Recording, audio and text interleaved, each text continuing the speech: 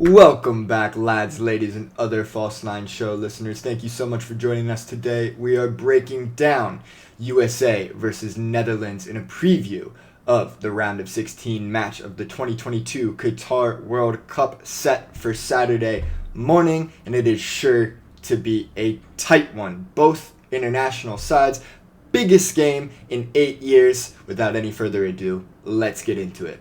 So I'm going to start things off with a hot take here and say that this one is going to penalties. I think it's going to finish 1-1 at extra time, and the USA will be advancing on penalties. I think that both teams are going to struggle to create, to score, to convert their chances, and I think a lot of the underlying metrics will show you why I think that. So let's take a look here at some of these advanced statistics. So we can take a look here at some of the underlying metrics. Man, you's a nerd. In terms of shot creation and how well teams are converting their chances here. So this comes to us courtesy of FBref, and it is exclusively the 2022 World Cup statistics. So I have things sorted right here by XG per 90.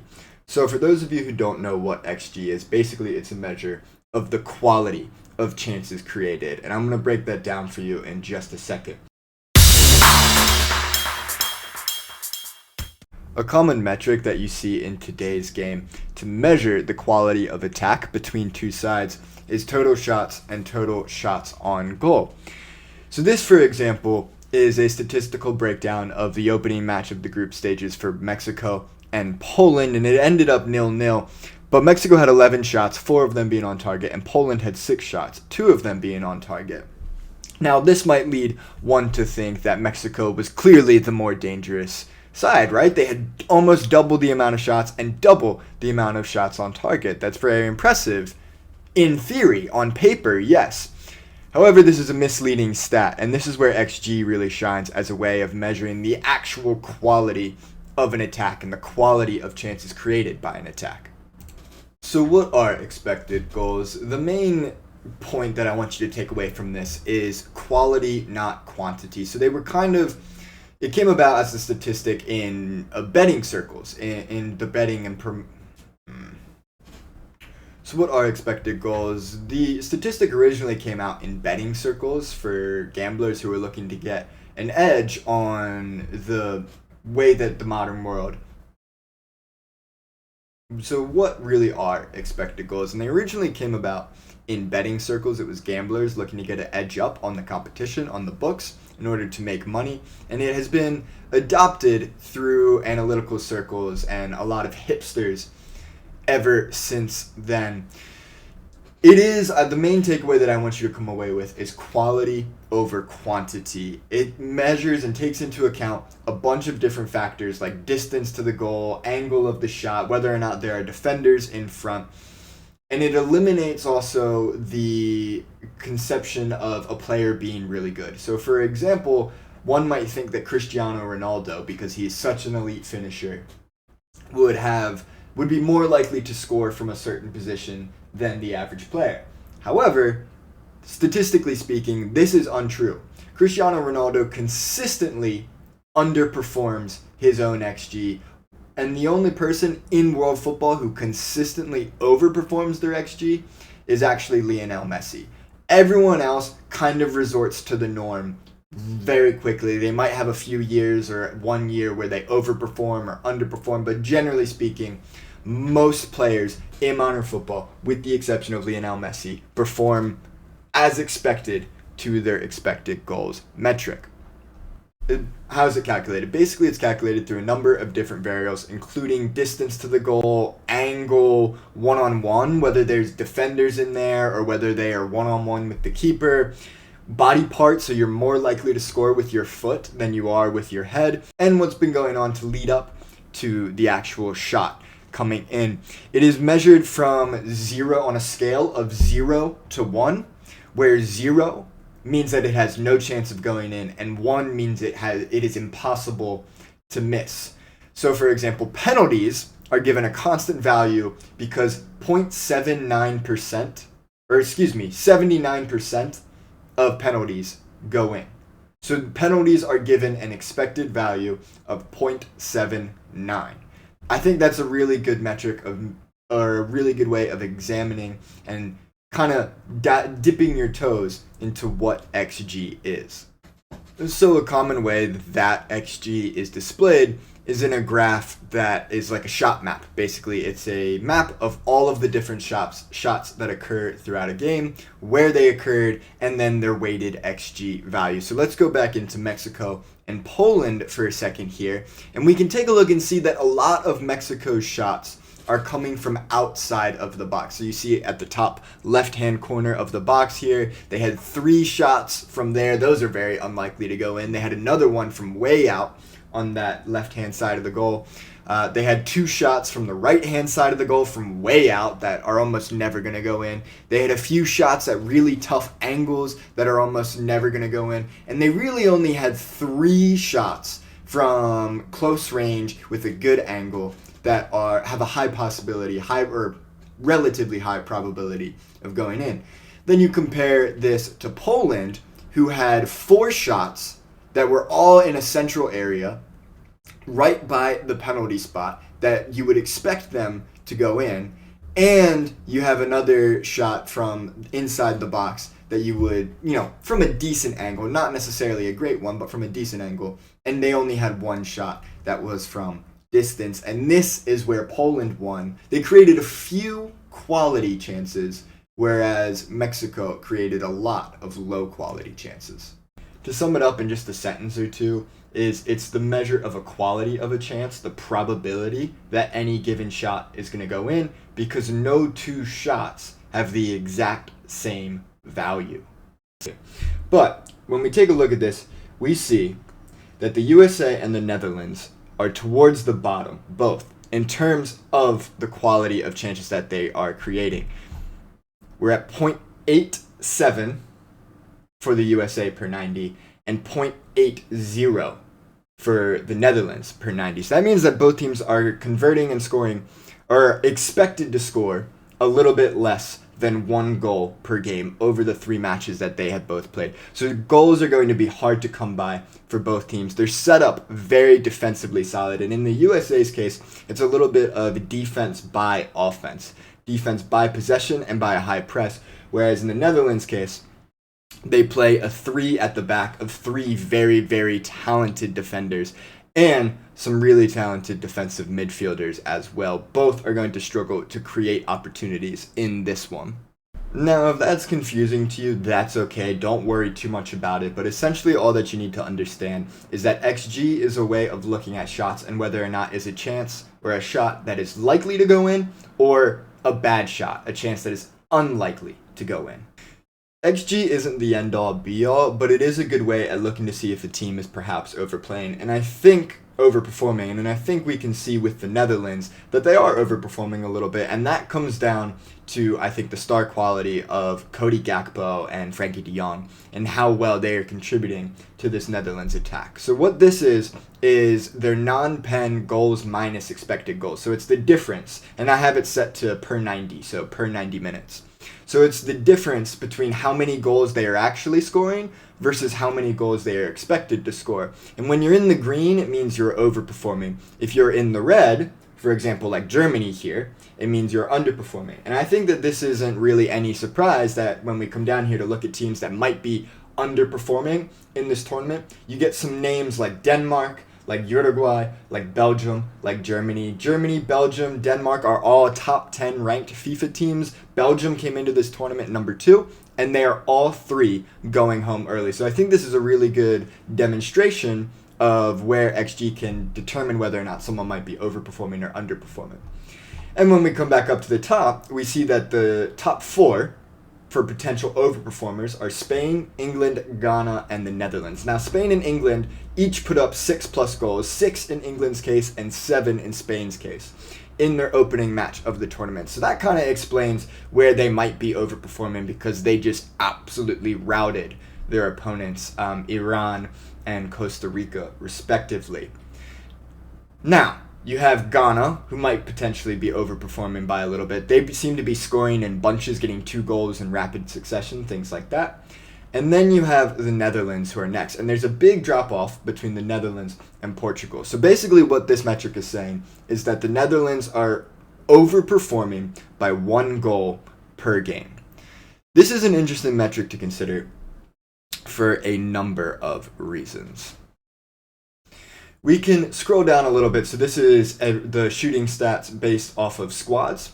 And then this is the individual players' shooting stats. And what we can see here is Cody Gakpo is leading the way in terms of non-pen goals versus expected goals. So basically, again, that measurement of whether or not someone is overperforming or not.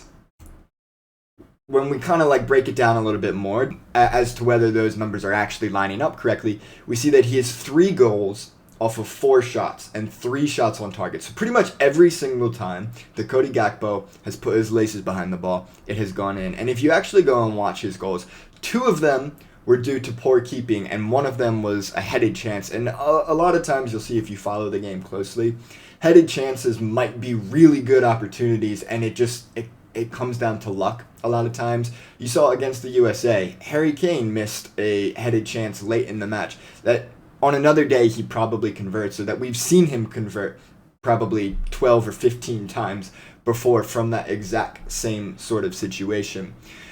So we can see that he's not getting that many shots in general. And I think that's another important thing to look at, is whether or not teams are generating shots. So if we come back up to the squads and we can see how many shots people are generating per 90, how many shots teams are generating per 90, you see that the top 3 performers are Brazil, France, and Germany. Now Brazil and France, obviously this matches up. Germany as well, this kind of lines up with what we expect. However, they underperformed. They did get eliminated today. And when we scroll down here, almost all the way to the bottom, I believe they are 23rd and 24th respectively, the US and the Netherlands. We're generating less than 10 shots per game, so that's not very good. If you don't generate shots, you are not going to win games. You need to generate shots and chances in order to score. And we know that this has been the problem with the US. We created 2 goals so far through the group stages, 1 against Iran and 1 against Wales. The Netherlands did score 5 goals. However, this is only on 8 1/3 shots per 90. So they aren't generating that many chances. They're actually generating less chances than us. I just think the main difference for them has been the star quality of Cody Gakpo up top. He's probably a better player than Christian Pulisic, or rather significantly, and I think that they're doing a good job of creating space for him to get the ball in good areas, or areas that he is excelling in, so to speak. I do think that if he takes some of the shots that he's converted so far in this tournament against a better keeper like Matt Turner, who actually has been very impressive both for us and for Arsenal over the past 6 months or past 12 months, I have a feeling that he's not going to be able to convert those quite as easily as he did in the group stages. So hopefully by now you're kind of starting to understand why this game is going to come down to the defense, and why there probably isn't going to be that much final third football being played, or at least on display. It's not going to be a very attacking based game. It's going to be very tactical and defensive. You have Louis van Gaal versus Greg Berhalter in terms of the managers here, and I think it is going to come down to a tactical sort of match. And so I think we should probably take a look at how both teams are going to line up now. You saw this on display in the early 70s, where the Netherlands would play a 4-4-3, which is a lot how the US lines up these days. It allows for a very creative and attacking lineup. You can overload the midfield easily, but all 11 or 10 players press forward, press high up the pitch. They aim to win the ball back in important areas and get a lot of rotation. Each player rotates in and out, playing all positions on the pitch, more or less, with the exception of maybe the center backs, to try and confuse the defense, manipulate space, and create a lot of chances. And you saw for Ajax, who's the big team in the Netherlands, the big Dutch team, Ajax in the 70s under Johan Cruyff, or with Johan Cruyff, were putting up score lines like 5-0, 7-2, things like that. They were a very attacking team. Cruyff then took this to Barcelona in the 90s when he managed for Barcelona in the 90s. And he had a midfielder there named Pep Guardiola. Pep Guardiola retired. He started working in the Barcelona academy, working with the youngsters. And then he was promoted to the first team coach in 2008, where he was working with a little-known player named Lionel Messi. And the rest is history. And Pep Guardiola has completely revolutionized the game under Johan Cruyff's tactics.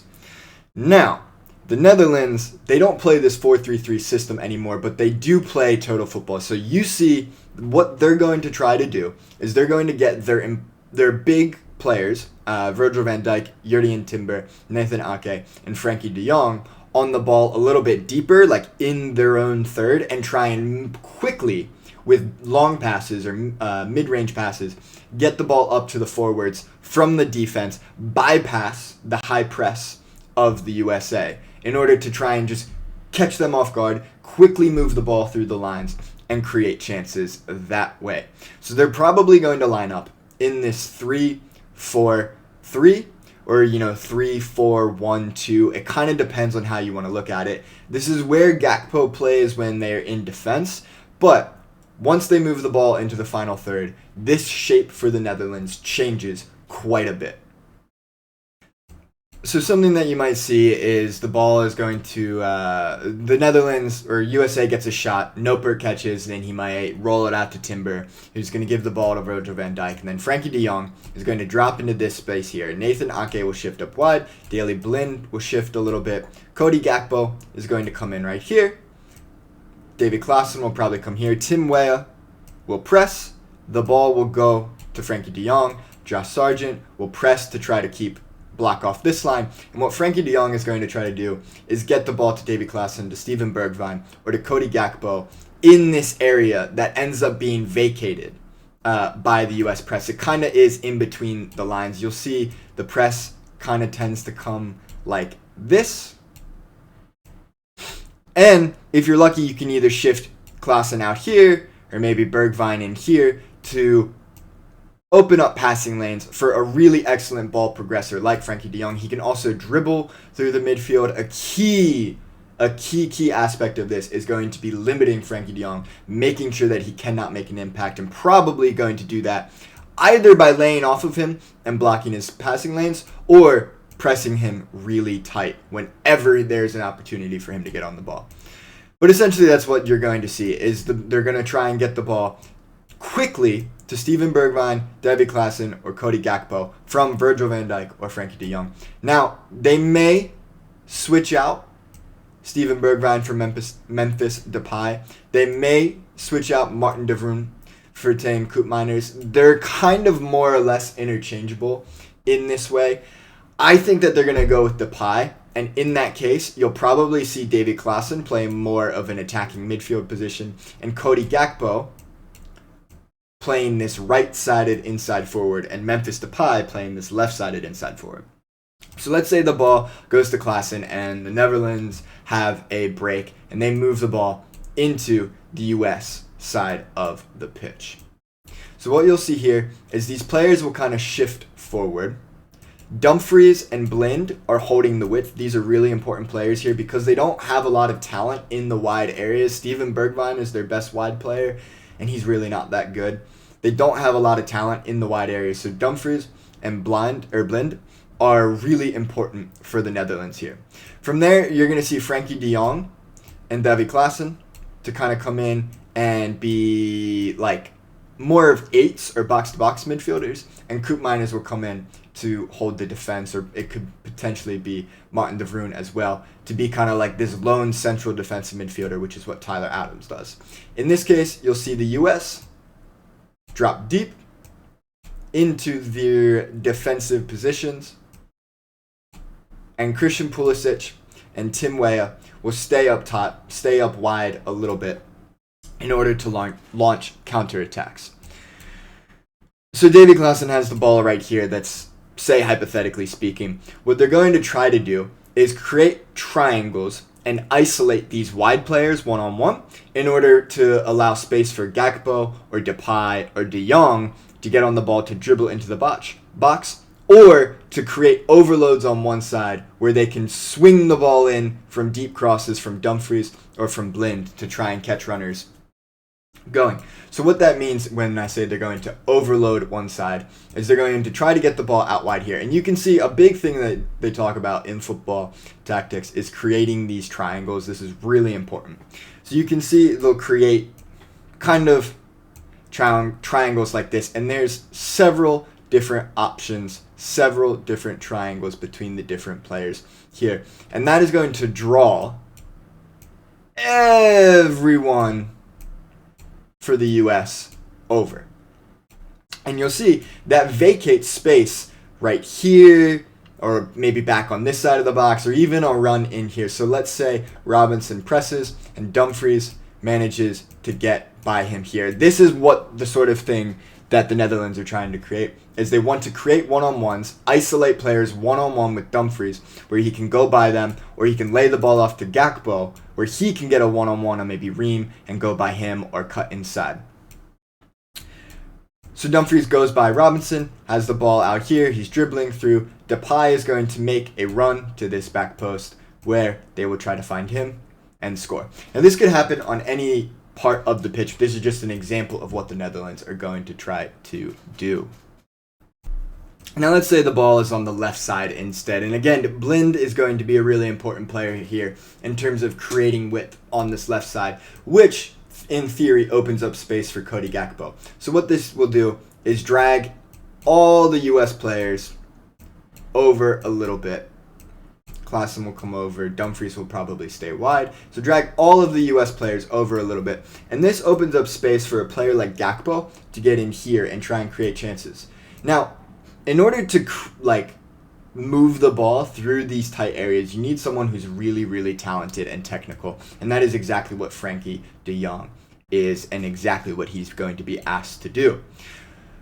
So let's say Frenkie de Jong gets isolated with Yunus Musa. This is a very dangerous position for someone like Frenkie de Jong to have the ball in. He's going to make a move and get by him and get right here at the same time as Cody Gakpo is making this sort of run to cut across the center of defense, where Frenkie de Jong can lay a perfectly weighted ball for Cody Gakpo to get on the end of.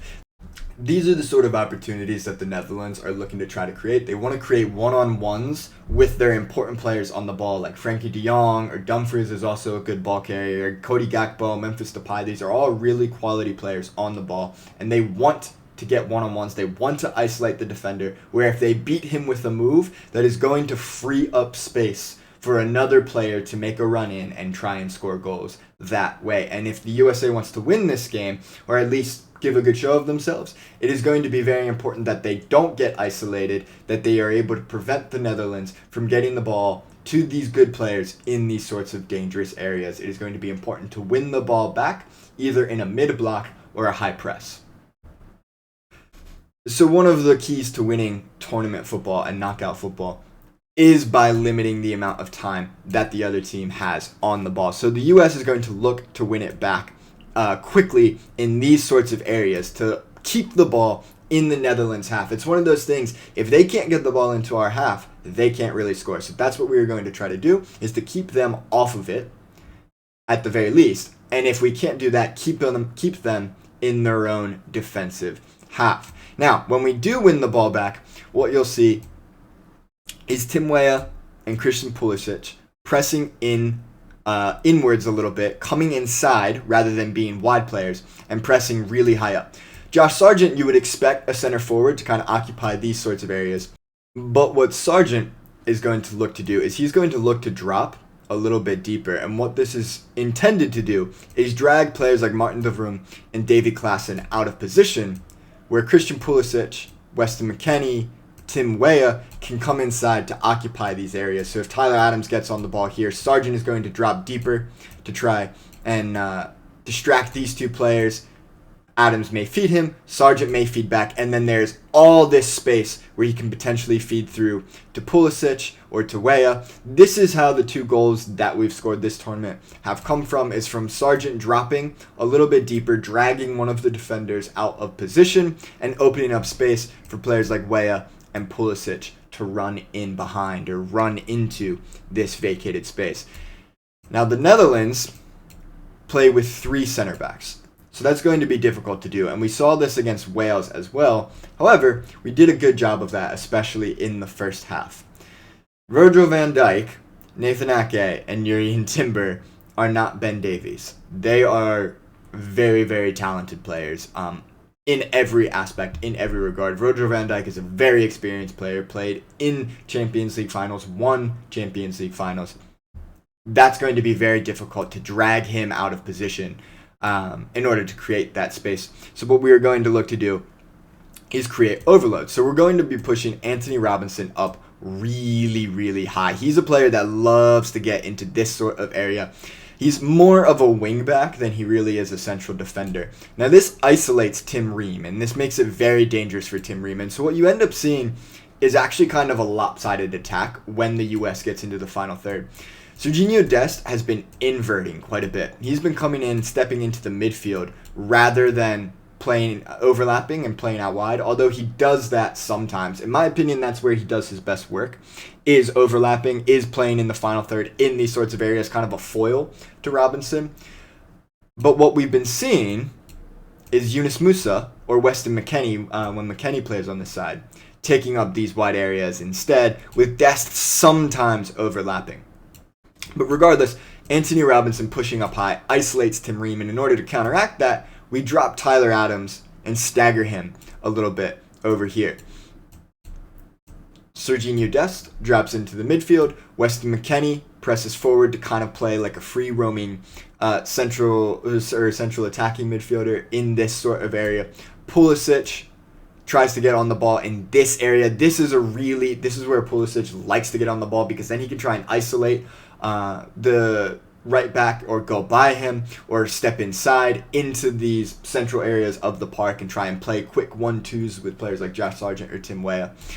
And what you see here is we form this 5-man attacking line. And what this does is this really helps spread out the back line of the Netherlands, because they can't leave anyone unmarked.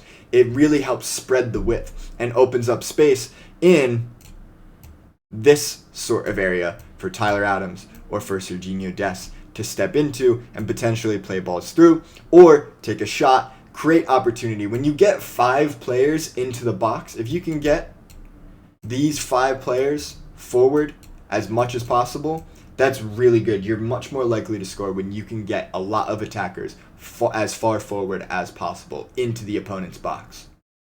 The other potential changes to this lineup are really only in defense, whether it's going to be Cameron Carter-Vickers or Walker Zimmerman stepping into that right central back position.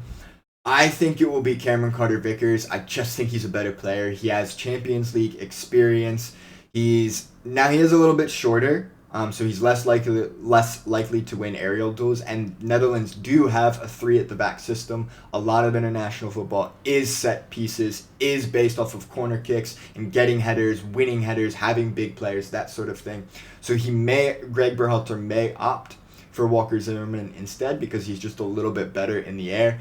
I think he'll go with Cameron Carter-Vickers because he's just a better player in pretty much every regard otherwise. Ultimately, this game is going to be won or lost in the midfield and in the quality of players up at the top. So it's going to be Cody Gakpo trying to get goals versus Christian Pulisic and Tim Weah, who can score more, who can be more clinical. And then, of course, whether or not Tyler Adams, Yunus Musa, and Weston McKennie can nullify this Dutch midfield, win the ball back quickly, and keep them out of possession. That's what we want to do, is we want to press them hard, fast, quick, win the ball back, and control the game, win it through game management.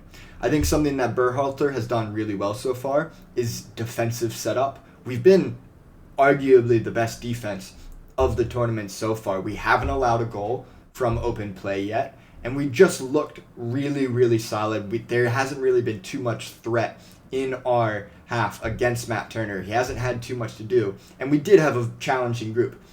We did play 2 particularly defensive teams in this group, in Wales and Iran, and England are traditionally a very defensive team, but under Southgate in this tournament, they look to be a little bit more of front-footed and attacking.